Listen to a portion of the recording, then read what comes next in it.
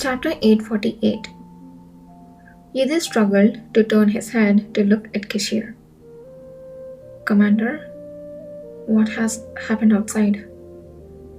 Kishir's protective magic had briefly cleared his vision, but it soon blurred red again. Despite the lifting of the curtain, the outside situation remained obscured. A foreboding wind whirled, something clattered to the ground, and a tumultuous noise was evident. But that was all he could discern. Had it not been for his inherently sensitive senses, surpassing those of others, even this much would have been difficult to grasp. Commander? No response came from Kishir. Yidhi called out again, and then a deep sigh sounded from above. After a moment of silence, Yidhi finally heard the awaited response from the man. A similar anomaly to the one that appeared over the southern branch of the cavalry, it seems to have emerged here now. What did you say? Yidhi, momentarily lying limp in Kishir's embrace, reflexively tried to sit up. Had Kishir not pressed him down into his arms again, he would have succeeded. You mustn't move. You have lost too much blood. Kishir spoke in a dispassionately calm voice as he lifted Yidhi into his arms. Standing up, the man shouted orders to those around him. This man here, Nahan, cannot move anymore. Protecting the surrounding area until he is completely dead is the priority. Take Gakane and Kurga to where the priests are. Are the cavalry guarding those cracks? Nathan too? Understood. I will head there shortly. And the assistant? Cracks, plural. More than one. Yidhi gasped for air, clutching at Kishir's clothes. What? Commander, how many cracks have appeared? Please tell me the situation. ... Commander? ... Amidst the chaos of running footsteps, the wind battering his body, and the unsettling downpour of sleet or hail, only the warmth of the one embrace shielding him remained distinct. A faint scream melded with the rest. From above, a low voice finally spoke. You have already done more than enough. The natural choice would be to leave here for immediate treatment and rest. But even if I suggest you leave without worrying about what's behind, you won't comply easily, will you? It's just a bit of blood, not as bad as it looks. I can talk without ease, and my limbs are fine. With a bit of rest, I can stand and walk. Nobody would believe that, seeing you bleed like this. The blood can be wiped away. Can you even see what's right in front of you? His attempt to assert his well-being halted suddenly. It was the deep-set gaze and the overwhelming pain conveyed through it that silenced him. Even through the blurred vision, he felt he could clearly discern the color of that gaze.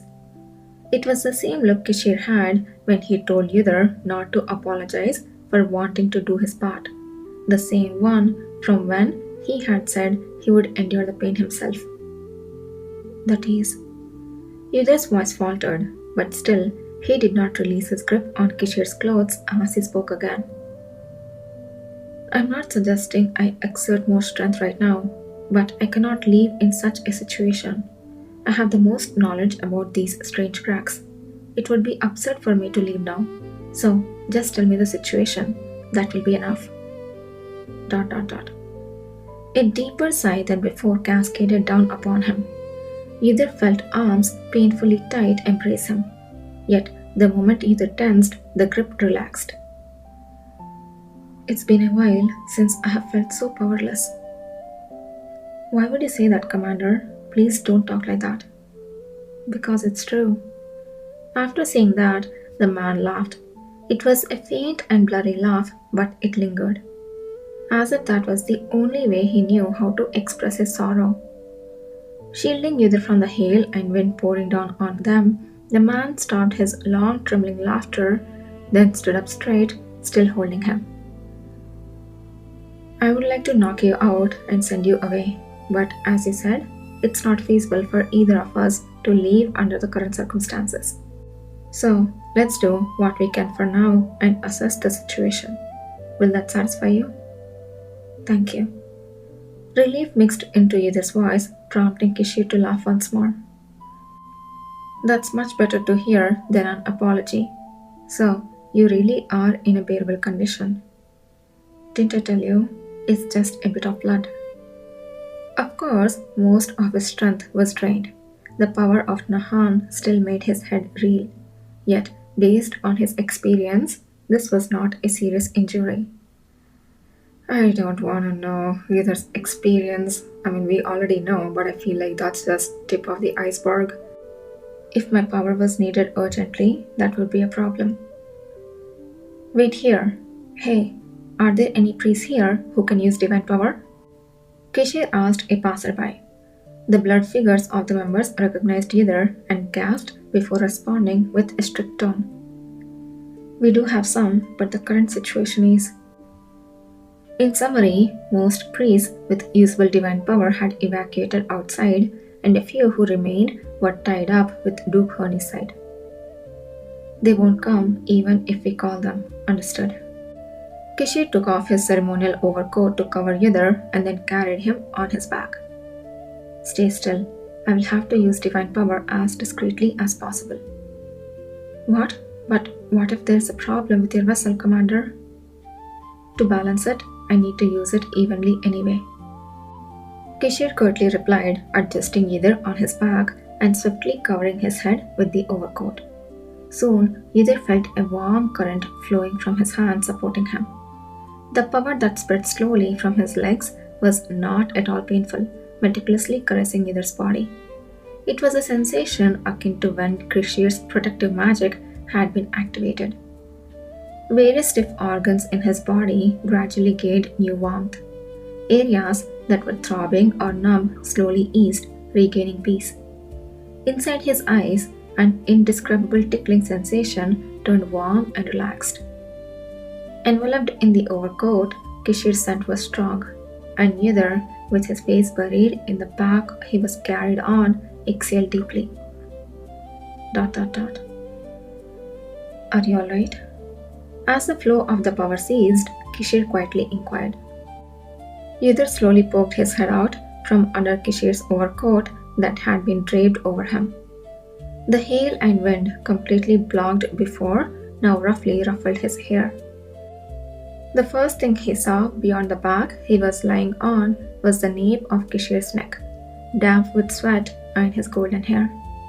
His vision had almost fully returned. Sounds were clearer and he could distinctly make out the surroundings. The sky was almost as dark as night. A storm-like wind blew and hail poured down fiercely. He could see several people rushing around, but the darkness was so dense that it was hard to recognize anyone. And just as Kishir had said, dark cracks were floating in the sky. There were precisely 3 cracks, none of which had yet released anything. Yes, I can see everything clearly now. You can put me down. I would rather not. What? It's not time yet. The man briefly responded and continued walking towards a destination. It seems there are more people around than before the shadow curtain was deployed. I can't figure out why. We will have to find out now. There might be something else happening outside. Kishir quickened his pace in response. Soon, someone approached them. Commander? Oh, the person who took a deep breath was Kana. You there? Kana, start with the situation report.